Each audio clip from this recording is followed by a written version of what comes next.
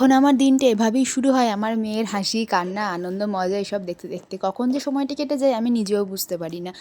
আর সত্যি কথা বলতে কী বলো তো, এখন আমি মা হয়ে একটা জিনিস খুব ভালো রিয়ালাইজ করতে পারছি যে মেয়ের মা বাবার কষ্টের কিন্তু কোনো দিনই শেষ থাকে না।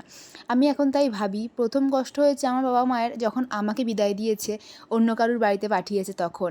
আর তারপরে দ্বিতীয়বার কষ্ট দেখলাম আমার মেয়েকে ছোট্ট থেকে মানুষ করার পর 4 মাস কি 5 মাস পর যখন পাঠিয়ে দিল তখন তাদের এক মন খারাপ। এটা সত্যি কথা বলতে একটা মেয়ের মা বাবা ছাড়া আর কেউই বুঝতে পারবে না।